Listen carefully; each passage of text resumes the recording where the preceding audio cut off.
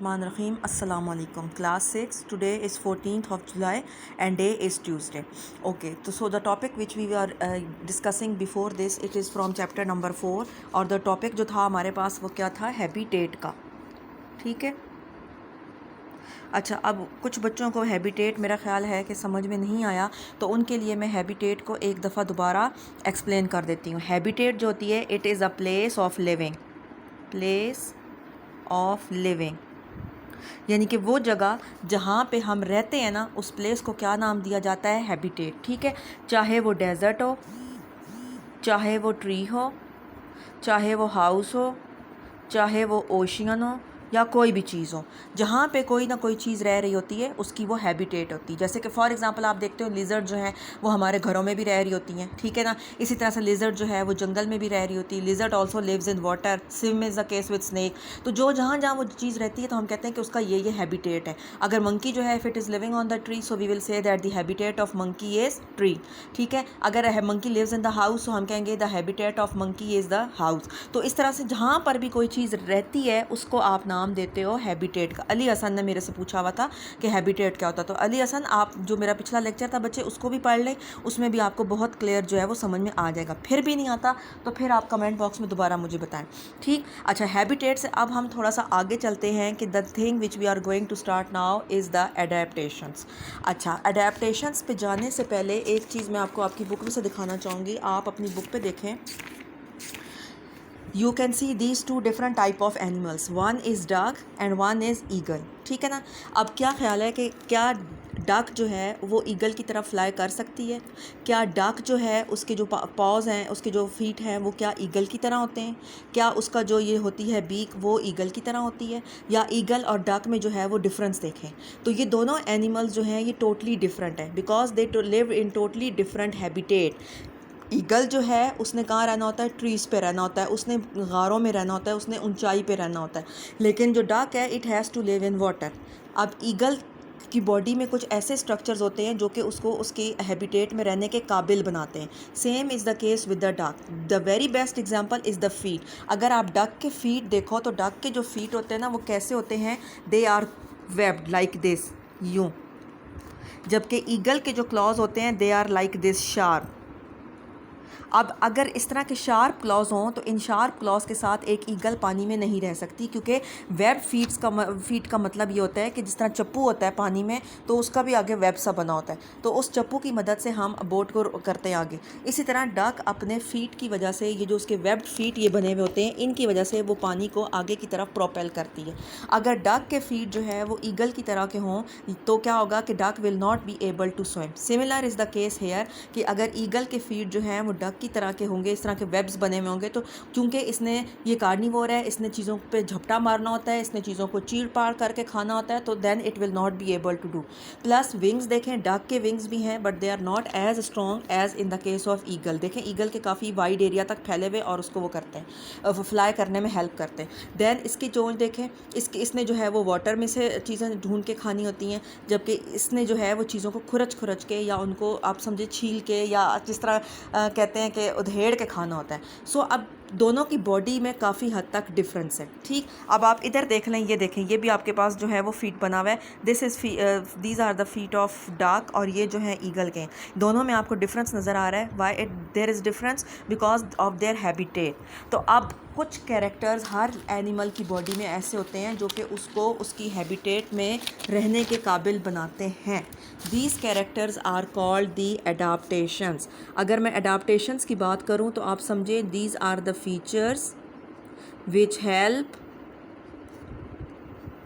a living thing to survive in its habitat. मतलब कि किसी भी हैबिटेट में कोई लिविंग थिंग रह रहा है, उसकी बॉडी के अंदर कुछ ऐसी फीचर्स होंगी जो कि उसको हेल्प करेंगी कि वो उस हैबिटेट में रहे. अब हम हैं, for example, we can't live in water, because हमारी बॉडी उस तरह से नहीं है जिस तरह से डक्स की और फिश की बॉडी होती है. इसी तरह से फ़िश जो है, it can not live on the land, क्योंकि उसकी बॉडी हमारी बॉडी की तरह नहीं है. ठीक है ना. तो हर एनिमल या हर प्लांट के अंदर अल्लाह ताला ने कुछ ऐसे फीचर्स, कैरेक्टर्स डाले हुए हैं जो कि उसको उस टिपिकल जगह पे रहने के काबिल बनाते हैं. So this characters are called the adaptations. ठीक है। एडाप्टेशंस क्या होती हैं? Adaptations mean suitable things, suited things, मतलब कि बॉडी की वो फीचर जो आपको किसी भी हैबिटेट में रहने के काबिल बनाए, that is called the adaptations. अब इसको ज़रा आप बुक पे देखो, ये देखें आपकी बुक पे यहाँ से स्टार्ट हो रहा है। Look at the feet of the two type of the birds, which pair of the feet belong to a duck, which pair of the feet belong to the eagle, and how do you know? ठीक, duck live in water, having webbed feet enable the duck to paddle in water and move around to look for the food। ठीक है, वही जैसे मैंने आपको बताया कि जिस तरह चप्पू को हम चलाते हैं पानी में और चप्पू की वजह से हमारी बोट या शिप जो होती है बोट मूव करती है, similar is the case with the feet of the duck. ये देखें डक के फीट में आपको उठा के दिखा देती हूँ इस तरह के, ताकि वो पानी में उनको पैडल करें और मूव करें। These help the duck to survive in their habitat. Eagles do not need webbed feet as they do not move in water. Instead, they have sharp claw on the feet to catch the prey। देखें पंजे होते हैं उसके, मुर्गी के जिस तरह से होते हैं। Having the sharp claw help the eagle to obtain the food and enhance their survival। अब अगर ईगल के भी इस तरह से पाँव होंगे तो वो कभी भी अपना शिकार नहीं कर पाएगा। Living things have the special characteristics to enable them to survive the living conditions in their habitat। मतलब कि हर लिविंग थिंग के अंदर कैरेक्टर्स होते हैं, हमारी बॉडी में भी हैं, डॉग्स में देख लें, कैट्स में देख लें, हर चीज़ के अंदर कैरेक्टर्स होते हैं। They have adaptations which enhance the survival. So adaptations हम क्या कहते हैं कि एडाप्टेशंस को क्या चीज़ होती है? These are the special characteristics which enable the living things to survive in their habitat. We say that they are suited to their environment, या सूटेड कहते हैं इसके लिए लफ्ज़, या हम ये भी कहते हैं कि adapted. The webbed feet of the duck and the sharp claw of the eagle are the adaptations which help them to survive in their habitat. These are inherited, that is they pass from parents to the offspring. Offspring कहते हैं बच्चों को। अब जो eagle का बच्चा होगा उसमें भी यही वाले फीचर्स होंगे, जो इसका डक का बेबी होगा उसमें भी यही वाले फीचर्स होंगे। मतलब कि ये एक जनरेशन से दूसरी जनरेशन तक ये अडाप्टेशंस शिफ्ट होती चली जाती हैं। The examples on the coming pages show how some animals and plants in different habitat are suited to their environment. पहले दोबारा मैं इसको एक दफ़ा रिकैप कर दूं। अडाप्टेशंस क्या होती हैं? These are those features which help the living things to survive in their habitat. मतलब ये कि for example a duck lives in water, उसकी बॉडी जो है वो वाटर के मुताबिक सूटेड होगी। An eagle lives on trees और it has to hunt, it is mainly a carnivore. तो ईगल की बॉडी उस हिसाब से होगी जिस हिसाब से उसने रहना है। तो जो भी एनिमल जिस एनवायरनमेंट में रह रहा होगा उसकी बॉडी उसके मुताबिक होगी। अब ज़रा आप अगले पेज पे आ जाओ, come to the next page. Here we have the adaptations to the low temperature. अब लो टेम्परेचर के लिए एनिमल की बॉडी में क्या क्या ऐसी एडाप्टेशंस होनी चाहिए? ओके, सो एडाप्टेशंस अब हमने देखनी है कि लो टेम्परेचर में जो एनिमल्स रहते हैं उनकी बॉडी में क्या क्या किस्म की चेंजेस होती हैं। So if you look at your book, the polar bears live in very cold habitat in the Arctic where there is ice the whole year around. ठीक है, क्योंकि वहाँ पे आइस होती है। How do they survive in the freezing condition? Study the physical characters. अब अगर आपने पोलर बियर देखा हुआ है, you can see that it has a very huge body. ठीक है, बहुत ही मोटा सा होता है और इसकी बॉडी पूरी की पूरी वाइट कलर की फर में कवर होती है। अब देखें पहला फीचर उसका क्या है? ईयर्स हैं। The small ears have the small surface area which help to reduce the loss of the body heat, क्योंकि उसकी छोटे होते हैं जिनसे के चांस नहीं होता कि बॉडी की हीट बाहर जाएगी। सो नंबर वन चीज़ जो थी वो उसकी क्या है? Number one is the small years. It has the small years की वजह से बॉडी की हीट जो है वो कम से कम बाहर जाती है। नंबर टू, अगर कभी आपने बियर गौर किया हो तो उसकी जो वाइट स्किन होती है उसके नीचे ब्लैक स्किन भी होती है। The black skin under the fur is a good absorber of heat. Number two, उसकी जो ब्लैक स्किन है वो हीट को एब्जॉर्ब करती है। इसीलिए जब हमने अक्सर गर्मियों में ब्लैक ड्रेस पहना होता है तो हमें बहुत गर्मी लग रही होती है, क्योंकि वो ब्लैक जो ड्रेस है हमारा हीट को अपने अंदर ले रहा होता है, एब्जॉर्ब करता है। तो अब जो इसकी बॉडी के अंदर की हीट है वो अंदर ही रहेगी और बाहर से कोई ठंड इसकी बॉडी में नहीं जाती। नंबर थर्ड है the thick layer of the fat which is the blubber under the skin is a good insulator of heat. अगर आप इसकी बॉडी देखें बहुत मोटी होती है, मतलब बहुत ज़्यादा फैट होती है, उस फैट को क्या कहते हैं? ब्लबर। इसकी स्किन के अंदर या इसकी फर के नीचे जो है वो ब्लबर की बहुत बड़ी लेयर होती है जिसकी वजह से इसकी बॉडी इंसुलेटेड रहती है। फैट उसको एनर्जी भी जो है वो प्रोवाइड करता है। Then the short tail has the small surface area and it helps to reduce the heat of the body. जिस तरह स्मॉल ईयर थे उसी तरह उसकी टेल जो है वो भी बहुत सी स्मॉल होती ताकि बॉडी की हीट कम से कम लूज़ हो। Then number fifth one is, number fourth था, ये नंबर फिफ्थ होगा।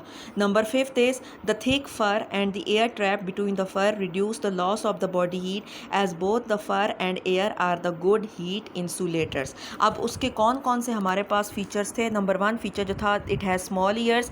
नंबर टू, उसकी ब्लैक स्किन थी। नंबर थर्ड चीज़ जो है, उसकी स्किन के नीचे फैट की थिक लेयर थी जिसको कि क्या कहते हैं, ब्लबर।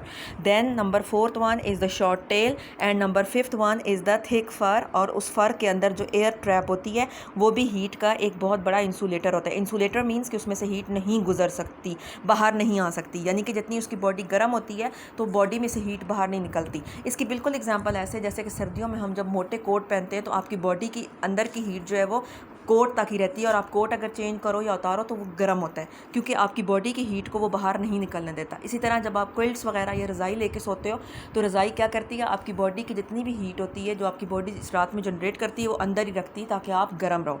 तो same is the case with the low temperature. अब ये हमने देखा कि अडाप्टेशंस टू लो टेम्परेचर, कि कोई एनिमल लो टेम्परेचर पे रह रहा है तो वो कैसे अडाप्टेड जो है वो होता है। ठीक है, नंबर वन हमने उसमें क्या देखा कि उसके ईयर स्मॉल होते हैं। नंबर टू, उसकी स्किन ब्लैक होती है फर के नीचे। नंबर थर्ड, ब्लबर होता है।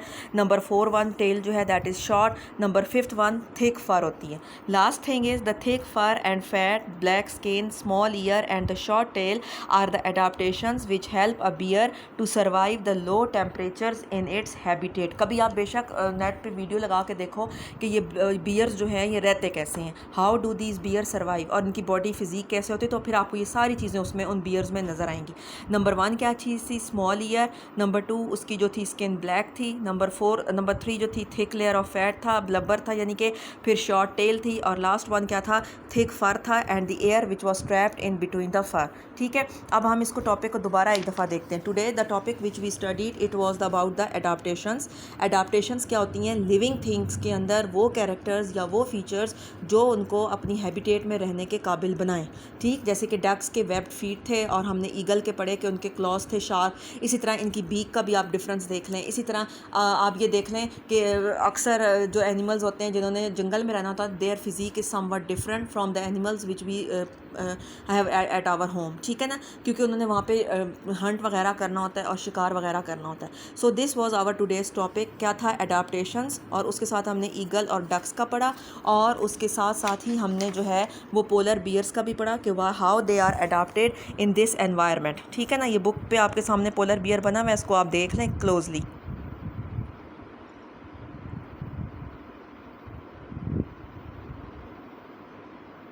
ठीक, आज मेरा ख्याल है हम अपना टॉपिक यहीं तक रखते हैं, हम इसको लिखने पे भी अभी नहीं लेके जाते। आपने अब अपने लेक्चर में जो है इन 3-4 पेजेस को बड़े अच्छे तरीके से पढ़ना है, और उसके अलावा टेस्ट आपका मंडे को है यानी था, यानी कि कल आपका टेस्ट हो गए होंगे।